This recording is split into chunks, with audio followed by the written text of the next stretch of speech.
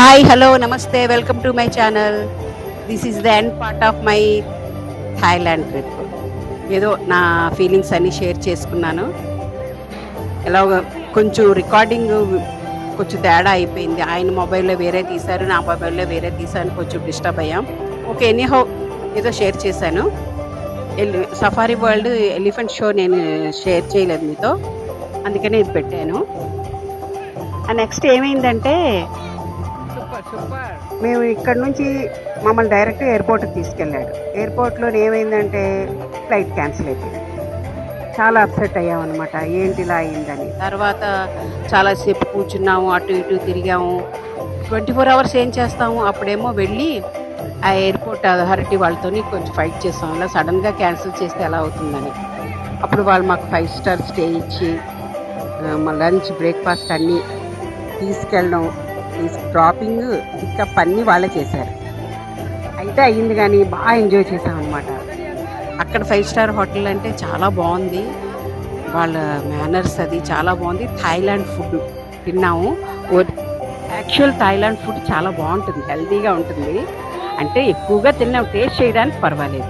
Soup అయితే top అనమాట. Soup చాలా బావుంటుంది. నాన్ వెజ్ తిన్నోళ్ళు కొంచెం అడ్జస్ట్ అవ్వచ్చేమో గానీ, అయినా కూడాను బానే ఉంది. అడ్జస్ట్ అయిపోవచ్చు. కంటిన్యూగా మనం తినలేము. కానీ మంచి హెల్తీ ఫుడ్ తింటారాళ్ళు.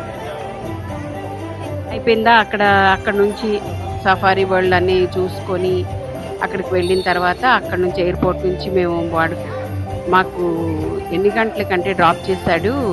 6:30, 7కి డ్రాప్ చేసాడు. అక్కడి నుంచి మేము మళ్ళీ ఎయిర్‌పోర్ట్ నుంచి హోటల్‌కెళ్ళేసరికి ఆహ్, నైట్ అయిపోయింది బాగాను. 11, 10 అయిపోయింది. అయిపోయిన తర్వాత మాకు డిన్నర్ అరేంజ్ చేశారు. వాళ్ళెప్పుడూ రైసే పెడతారు. డిన్నర్, లంచ్ రైసే. రోటీసు అలాంటివి ఉండవనమాట. ఫ్రైడ్ రైసు లేకపోతే బటర్ రైసు అలాంటి రైసెసే అన్ని రైస్ ఐటెమ్సే ఉంటాయి. ఇక దాంతో పాటు ఫ్రూట్ సలాడు, ఇంకా కర్రీస్ అన్నీ ఇలాగే బాయిల్డ్ పెప్పర్ అవి వేస్తారు. సూప్ కంపల్సరీ ఉంటుంది. ఫ్రూట్స్ ఇస్తారు. అక్కడేదో రెడ్ చిల్లీ ఉంటుందనమాట. రెడ్‌ది వేస్తారు కూరలు. అది ఎంత కారంగా ఉంటుందంటే, చాలా కారంగా ఉంటుంది. పొరపాటు నోట్లోకి వెళ్ళిందంటే దగ్గు. ఇందులో ఉంది చూడండి ఆ రెడ్‌గా చాలా కారం. అయితే ఆ నైట్ అక్కడ అయిపోయింది. మార్నింగ్ ఏమో ఖాళీగా ఉండడం ఎందుకని మేము నలుగురు ఉండిపోయామనమాట. మేము నలుగురం కలిసి గోల్డెన్ బుద్ధాకి వెళ్ళాం. టెంపుల్‌కి క్యాబ్ బుక్ చేసుకొని. క్యాన్సిల్ అవ్వడం మా అదృష్టం అని మేము ఫీల్ అయ్యేటట్టుంది ఈ టెంపుల్ అనమాట. నిజంగా నాకు చూడాలని ఉండేది. వాడు మాకు ప్యాకేజ్‌లో చూపించలేదు కదా! కానీ నా కోరిక తీర్చారు దేవుడు. అందుకనే మాకు క్యాన్సిల్ చేయించేసారనమాట ఫ్లైట్. నేను అలా అనుకున్నాను. ఎంత బావుంటుందంటే గోల్డెన్ బుద్ధ. అక్కడికి వెళ్ళి ఉంటే మనకి ఇంకా రావాలనిపించదు. చూడండి ఎలా ఉందో. అందరూ వస్తారు. సైలెంట్‌గుంటారు. ఎక్కువగా సౌండ్ చెయ్యరెవరును. బావుంటుంది. ఫోర్త్ ఫ్లోర్‌లో ఉంది మందిరం. ఈ స్టాచ్యూ అంతా పెట్టారు. కింద నుంచి మీదకి వెళ్ళాలి. లిఫ్ట్ ఉంటుంది. తర్వాత మెట్లు గూడా ఉంటాయి. మీ ఇష్టం ఎలా వెళ్ళినా మేము లిఫ్ట్‌లో వచ్చేసాం. అక్కడ వీళ్ళు ఏదో బొకేలాగా అక్కడ బయట అమ్ముతున్నారు. అవి తయారు చేస్తారు. అవి తీసుకొచ్చి అక్కడ పెట్టి వాళ్ళు ప్రేయర్ చేసుకుంటారనమాట. ఈ మ్యాట్ మీద ఉన్నప్పుడు ఫోటోస్, వీడియోస్ తీయకూడదన్నారు. మేము తీసేసాం. తర్వాత వాళ్ళు చెప్పారు. సారీ చెప్పేసాం వాళ్ళకనమాట. ఎంత బావుందో చూడండి. నేనైతే 2 టైమ్స్ ఎళ్లి అక్కడ కూర్చున్నాను. ఇలా అందరూ వస్తుంటారు, వెళ్తుంటారు. నేను చాలా సేపు కూర్చున్నాను. నాకు చాలా నచ్చిందనమాట అక్కడ ఆ ప్లేసు.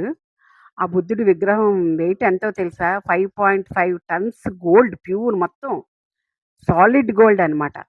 13థ్ సెంచరీలో తయారు చేశారంట ఆ విగ్రహాన్ని. అప్పుడు బ్రిటిషర్స్ వచ్చేవారు కదా! వాళ్ళొచ్చి మన ఇండియాని ఆక్యుపై చేశారో, అక్కడ కూడా అలా ఆక్యుపై చేస్తే వాళ్ళేం చేశారంటే గోల్డ్ కనిపించకుండాను కోటింగ్ పెట్టారంట. లేతే మన కోహినూర్ వజ్రంలాగా ఇది కూడా వెళ్ళిపోయేదక్కడికి. దీన్ని కోటింగ్ చేసి దాచారంట. గోల్డ్ కాకుండా వేరే కోటింగ్. అందువలన వాళ్ళు మళ్ళీ అది వెళ్ళిపోయిన తర్వాత మళ్ళీ మామూలుగా కోటింగ్ అంతా తీసి ఏదో చిన్న టెంపుల్ కట్టారంట. ఆ తర్వాత ఈ మధ్య కాలంలోనే ఓ 10 ఇయర్స్ బ్యాక్ ఎంతో ఈ టెంపుల్ కట్టారంట. విగ్రహం అక్కడికి పెట్టి చాలా బావుంది. అప్పటి నుంచి అందరూ వెళ్తున్నారు. 5 మీటర్స్ టాల్ ఉంటుంది ఆ విగ్రహం. చూడండి అంత గోల్డ్ ఎంత మొత్తం తయారు చేశారు. చాలా బావుంది. అలా చూస్తూనే ఉన్నాను. అలా తిరుగుతూనే ఉన్నాను నేనైతే. ఆ సైడ్ ఏవో ఉన్నాయి పాములా ఏదో కనిపిస్తుంది ఒక చెయ్యిలా. అదైతే దేనితో తయారు చేశారో గానీ చాలా బావుంది. వాళ్ళ ఆర్కిటెక్చర్ సూపర్. థాయిలాండ్ వాళ్ళది. ఎక్కడ చూసినా చాలా బావుంటాయి. చూడండి. అది దేనితో తయారు చేశారో నాకు తెలియలేదు గానీ చాలా బావుంది. ఆ తర్వాత అక్కడి నుంచి నైట్ వీళ్ళు డ్రాప్ చేశారు ఎయిర్‌పోర్ట్‌కి. DMK airport. మేము స్టార్టింగ్‌లో చూసి ఏంటి ఎయిర్‌పోర్ట్ ఇలా ఉంది చెత్తగుంది అనుకున్నాం. మేము దిగినప్పుడు మనం వచ్చేస్తాం కదా బయటికి. తర్వాత లోపలికి కూడా వెళ్ళినాక అదే ఎంట్రన్స్. అక్కడ మళ్ళీ లోపలికొచ్చిన తర్వాత ఉంది కదా! ఒక లెవెల్‌లో ఉంది. ఎంత బావుందో! అలా నడుచుకుంటూ ఆ లాస్ట్ ఇచ్చాడు మాకు. 26 గేట్ ఇచ్చాడు. చాలా దూరం అలా నడుచుకుంటూ వెళ్ళి, ఆ తర్వాత మన హైదరాబాద్ వచ్చేసాం. చుట్టుపక్కలంతా ఫుడ్ స్టాల్స్ మీకు కావాలంటే ఏమైనా కొనుక్కోవచ్చనమాట. అక్కడక్కడ మేము ఫోటోస్ తీసుకున్నాం. హోటల్‌లో, ఆ టెంపుల్‌లో ఎంత బావుందంటే చాలా బావుంది. ఎంజాయ్ చేసాం ట్రిప్పు. మాకు ఫ్లైట్ క్యాన్సిల్ అవ్వడం ఒక గిఫ్ట్‌లాగా ఫీల్ అయ్యాం మేము. అయిన తర్వాత హైదరాబాద్‌కొచ్చేసాం అనమాట. మన ఇండియాలో అడుగుపెట్టేసాం. అంత అక్కడది అయిపోయింది. అక్కడ ఈ కార్‌లో వెళ్ళాం మేము. క్యాబ్. అందుకే ఫోటో తీసుకున్నాం. ఇది ఎంట్రన్స్ అనమాట హోటల్. ఇది ఎయిర్‌పోర్ట్‌లో అనమాట ఇది ఫోటో. అయిన తర్వాత హైదరాబాద్ వచ్చేసాం. హైదరాబాద్‌లో లేటెస్ట్‌గా ఈ ఫౌంటైన్ పెట్టారు. చాలా బావుంది. మీకు చూపించాలనిపించి వీడియో తీసా. చాలా బావుంది. మేమక్కడ 11కి దిగాం. 11కి దిగి అప్పుడు ఫ్రెష్ అయ్యి లాంజ్‌లోకి వెళ్ళి కాసేపు కూర్చొని 7:00 ఫ్లైట్ మాకు విశాఖపట్నంకి.